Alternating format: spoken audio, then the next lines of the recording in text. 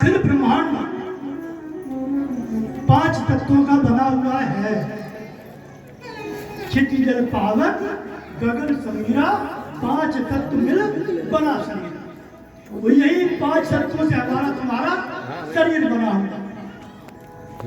इस पंच तत्वात्मक महल में 5 कर्मेंद्रियां, 5 ज्ञानेंद्रियां, 5 ज्ञानेंद्रियों के तन मात्राएं शब्द स्पर्श रूप रसगंध और 5 लोक काम क्रोध लोभ मोह अहंकार 3 गुण।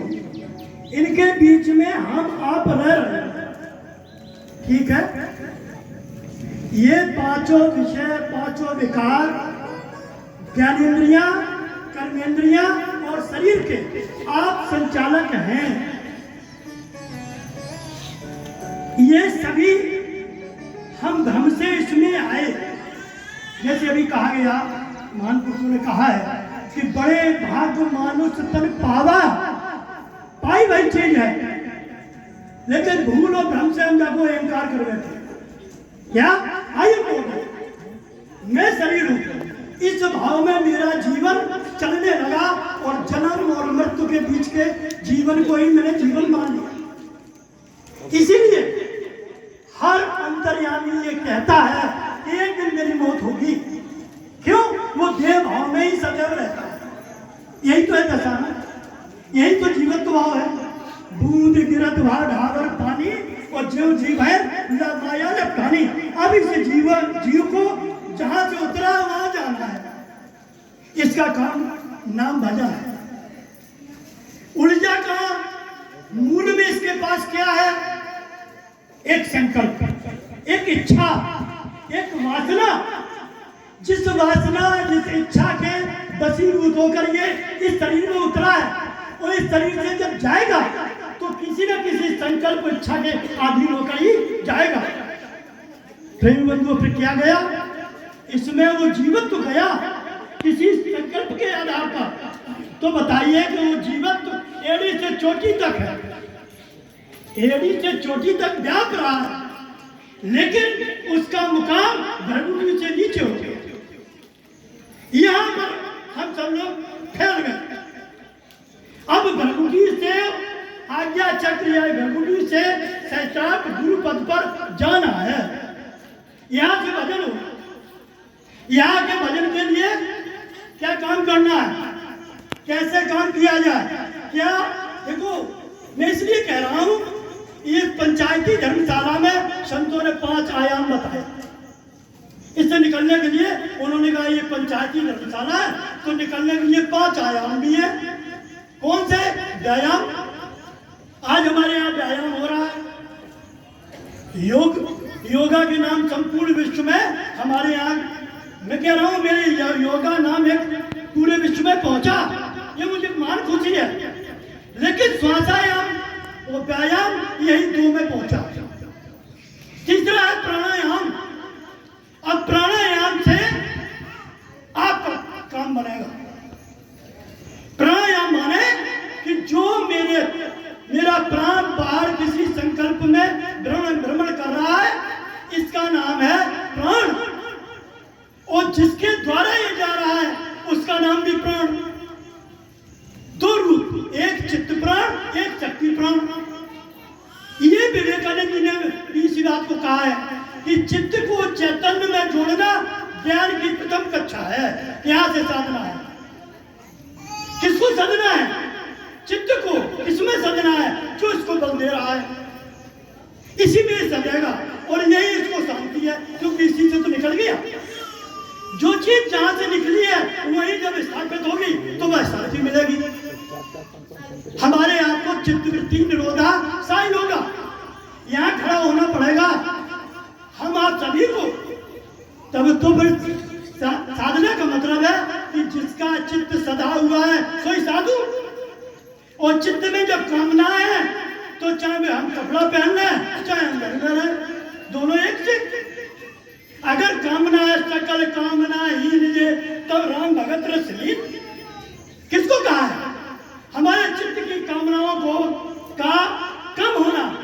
एक व्यक्ति खड़ा है जिसके चित्त में 1 मिनट में 10 इच्छा पैदा हो रही और एक व्यक्ति वही में दो इच्छाएं पैदा हो रही, कौन शांत होगा? जिसके पास दो हो वो शांत हो, उसकी अपेक्षा तो शांत किसको होना? चित्त को शांत करने के लिए हमारा चित्त किसी इच्छाओं के वशीभूत हो गया, किसी संकल्प विषयों के अधीन हो गया, इसी को तो निकलना है। लेकिन निकल के कहाँ जाना है? चैतन्य के साथ।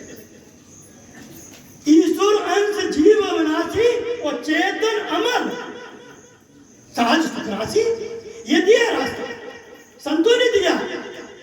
हम इस मार्ग पर चले, दो ही मार्ग हैं, एक सकाम एक निष्काम। हम अगर भक्ति के मार्ग में जा रहे हैं तो किस लिए? निष्काम होने को। और भक्ति कर रहे हैं और निष्काम हम नहीं हो पा रहे हैं, तो कहूँ ना कहूँ हमारी करनी में या फार्मूला में कहीं ना कहीं त्रुटि है, हमें उसको समझना पड़ेगा प्रेमी बंधुओं। क्योंकि ये वैराग है, हमारे चित्त को वैराग होना, घर पर नहीं छोड़ना है।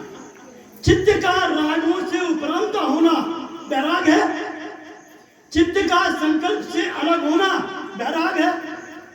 जितनी देर आप बताइए, तीन अवस्थाएं सबके जीवन में हमेशा है, साधु को छोड़, जागृत स्वप्न और सुसुप्ति। अब हम लोग बैठे हुए हैं, जागृत अवस्था है, और सपने में चले गए, सुसुप्ति में गए। सुसुप्ति कब आती है? रोज सुसुप्ति में जाते हो, पता है सुसुप्ति में कैसे जाते हो? जब सुसुप्ति में गए सोते हो, उससे पहले सोते में कैसे चले जाते हो?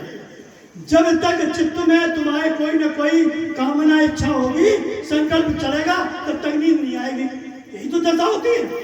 और जिस समय उस संकल्प से तुम हटते हो, फिर नींद आ जाती है। भले फिर सपने में संकल्प के आधार पर सपना देखने लगो। प्रेम मंदिरों तीन स्थितियों में हमेशा रहता है। ये जिस समय आप सुसुप्ति में गहरे में हो, उस समय शरीर संसार का पता नहीं है, होता है। ये हमारे आपके अनुभव की है ना बातें। उस समय कुछ भी पता नहीं रहता है कि मेरे देह कहाँ है, और हमारी जो भी प्रॉपर्टी, धन दौलत, यश वैभव, संपत्ति है, वो कहाँ है, मुझे कुछ भी पता नहीं।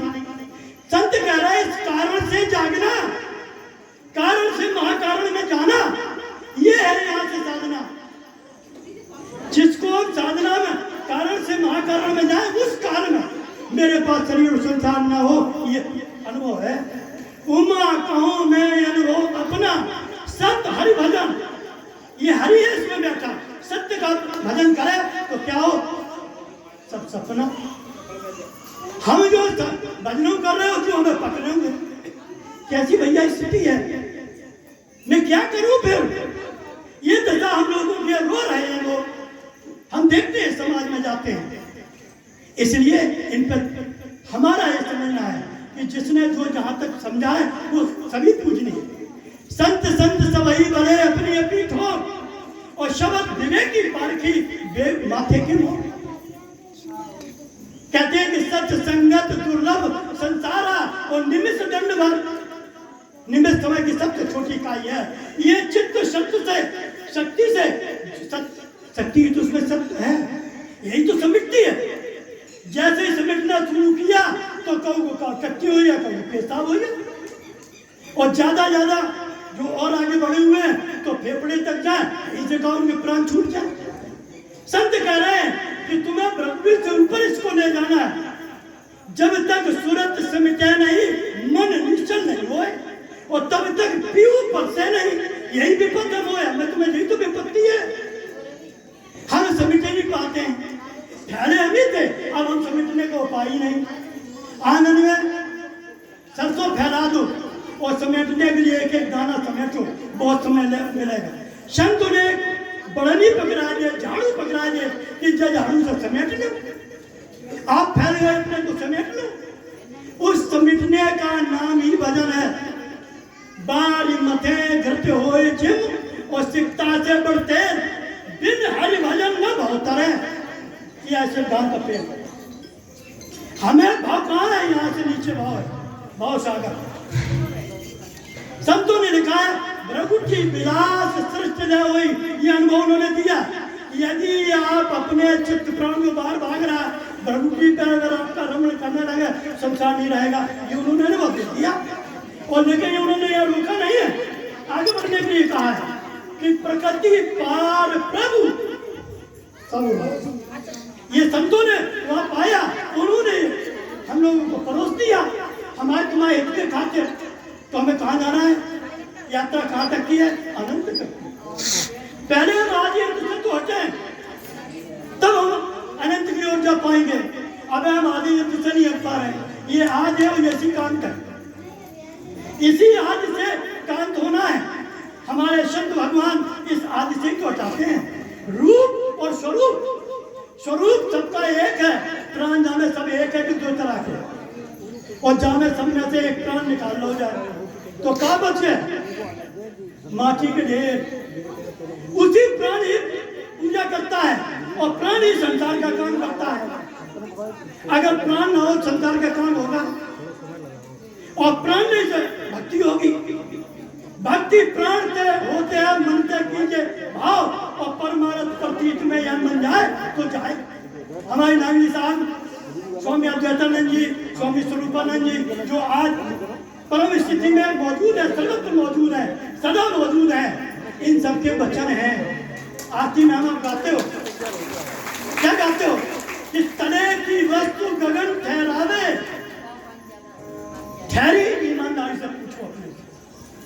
तने की वस्तु गगन ठहरावे और गुरु जी के शब्द सर से सो सूरा सो पूरा, फिर बल में वो बढ़ते। ये होना चाहिए हमारे स्वामी महाराज के, स्वामी अद्वैतानंद जी, स्वामी स्वरूपानंद जी का ये आदेश है। इस आदेश का अमल हमें होना चाहिए, तभी तो मैं उनका अनुयायी हूँ। और अगर ये नहीं हो रहा तो कैसे अनुयायी भाई? प्रेमी बंधुओं, सत्य कड़वा होता है। मैं हाथ जोड़कर मैंने करता हूँ कि वाणी चुप कड़ी है, लेकिन है सत्य यथार्थ। इसलिए ये हमें आपके लिए हितकारी है, सभी के लिए हितकारी है। स्वामी हमारे अद्वैतानंद जी ने एक आदेश दिया था कि मेरे द्वारा जिन महात्माओं को आदेश है वो अपने को पहले पवित्र बना डालें, फिर जीवों को चौकी के ऊपर के मंदिर की सफर कराएं। मेरा यह आशीर्वाद होगा, जीव वहीं से जगेगा। ये हमारे स्वामी अद्वैतानंद जी का आदेश और आशीर्वाद। प्रेम बंधुओं, संतों ने हमारे छिपाया नहीं, हम भूल में छिप गए। हम स्वयं अपने आप को उजागर नहीं कर पा रहे हैं। संतों के पास जाते हैं कि मैं अपने आप को उजागर कर लूं, मैं अपने आप को सम्मुख कर लूं, नहीं कर पाता है। बुद्धि मोहित है, गुण आवृत है, ये बुद्धि नहीं कर पाती, मन बुद्धि से परे है। अगर इनसे होता तो गोस्वामी जी लिखते नहीं, राम तर्क बुद्ध मन वाणी मत हमार, ऐसा सुनो भवानी। भाई उन्होंने ये दर्शन क्यों लिखा हमारे तुम्हारे बुद्धमानों में? इसका निराकरण कहाँ होगा? संतों के श्री चरणों में। प्रथम भगत संतन कर संगा। अगर भक्ति चाहिए तो इन संतों के श्री चरणों में हमें आपको सिर डालना पड़ेगा। जहां पर हमारे आपके भीतर प्रेम क्यों नहीं है? कहते हैं कि गुरु आज्ञा माने सो साधु, भाई घर में बात है। अगर हमारे पिता के पुत्र आज्ञा मानना तो काहे की लड़ाई? बहू सास की सास बहू की बात में आज्ञा मानना काहे की लड़ाई? विरोध कहाँ है? विरोध वहां है कि जब एक ने के दूसरे ने नहीं माना, जब लड़ाई है घर में, परिवार में, समाज में, हर जगह। और अगर एक कहते दूसरों मान ले तो प्रेम ही तो है ना। आज इसी का भाव हम सुनना नहीं चाहते हैं। मैं देखता हूँ बड़े बड़े IAS सुसाइड कर रहे हैं, क्यों? उनके पास सहन शक्ति नहीं है। किसी ने कुछ कड़ा वचन कह दिया तो उन्हें नगर गुजर गया। और संतों के मार्ग में, हमारी धरती में महापुरुषों की ये पुण्य भूमि है, यहाँ सभी ऋषियों की संतान है। यहाँ ये सिखाया गया कि मान अपमान में एक से रहो, जहर का दूध पियो। अगर साधु होना है, आपको इंसानियत पे चलना है तो बाहर से जो मिलेगा वो जहर मिलेगा, जहर ही मिलेगा। जहर का मतलब आपका अपमान। उस अपमान को सहन करने की क्षमता पैदा करो और अपना लक्ष्य आगे रखो। उनके चक्कर में उनको मत आगे बढ़ गए। और अगर आगे बढ़ गए तो तो आपका लक्ष्य तुम्हें हासिल होगा। लक्ष्य और लक्ष्य प्राप्ति का साधन दोनों अविनाशी हो, लक्ष्य भी अविनाशी हो और साधन भी अविनाशी हो। सोने में सोना मिला तो मिल जाएगा। जब साधन ही अविनाशी नहीं है, साधन अविनाशी कौन है? जो रोम रोम में व्याप रहा है, ये साधन है। इस साधन के द्वारा इस साधन की प्राप्ति होगी। व्यापने वाला ही व्यापक में समाहित होगा और दूसरा न यतन था न है न होगा। प्रेम बंधुओं, ये संतों ने ऐसे ही लिखा है, ऐसे कहा है। इसलिए संत मार्ग है, यहाँ संत सभी उपस्थित हैं। आप सभी को चरणों में उनके सिर रखकर अपनी साधना के संबंध अपनी आगे बढ़ने के लिए गुरु महाराज के श्री चरणों में डालिए। गुरु अखंड है, गुरु व्यापक है। गुरु उस व्यापक गुरु को ही पद पे बैठाना है। गुरु देह नहीं है, वो देह पूजनीय है जिसमें जिनके द्वारा इस व्यापक गुरु की पहचान हुई, वो देह पूजनीय है। वो देह शरणागत के लिए वहां समर्पण होगा। प्रेम बंधुओं, शायद कि मेरे समय पूरा हो गया है। मैं इन्हीं शब्दों के साथ, मुझसे कोई अहंकार भरी ऐसी समझ में आई हो